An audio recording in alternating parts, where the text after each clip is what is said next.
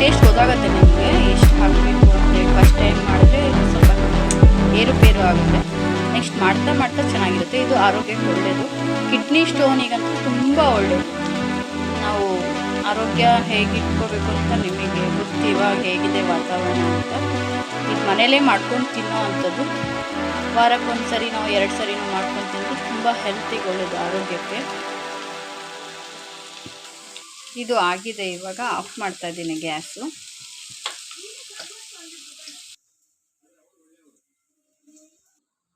ಇದು ನನ್ನ ಮಗಳಿಗೆ ಟೇಸ್ಟ್ ನೋಡ್ಲಿಕ್ಕೆ ಕೊಡ್ತಾ ಇದ್ದೀನಿ, ತಿಂದ್ಬಿಟ್ಟು ಹೇಗಿದೆ ಅಂತ ಹೇಳ್ತಾಳೆ.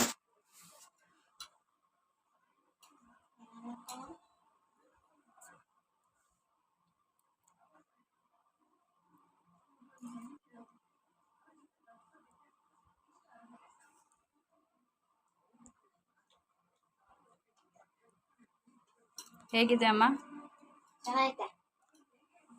ಚೆನ್ನಾಗಿದೆಯಾ? ಉಪ್ಪು ಖಾರ ಎಲ್ಲ ಸೂಪರ್. ಈ ತರನೇ ಮಾಡಿ ಚಪಾತಿ ರೊಟ್ಟಿ ಜೊತೆ ತಿನ್ಬೋದು.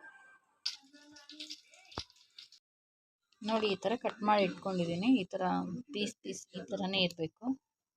ಇದೆಲ್ಲ ನಾರೆಲ್ಲ ತೆಗ್ದು ಕಟ್ ಮಾಡಿರೋದು. ಇದು ಬಾಳೆ ದಿಂಡಿ, ಇದು ಈ ಥರ ಕಟ್ ಮಾಡಿದ್ದೀನಿ.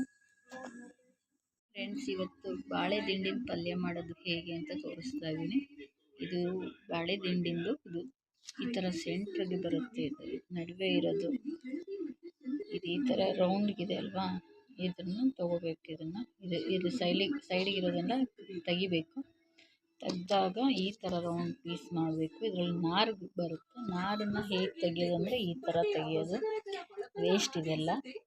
ಇದರಲ್ಲಿ ಸೆಂಟ್ರ್ ಬರೋದು ಮಾತ್ರ ತಿನ್ಲಿಕ್ಕೆ ಬರುತ್ತೆ. ಇದು ಆರೋಗ್ಯಕ್ಕೆ ತುಂಬ ಒಳ್ಳೆಯದು. ಇದು ಕಿಡ್ನಿ ಸ್ಟೋನ್ ಆಗಿದ್ದರೆ ಇದು ತುಂಬ ಕರಗಿಸುತ್ತೆ ಅಂತ ಹೇಳ್ತಾರೆ.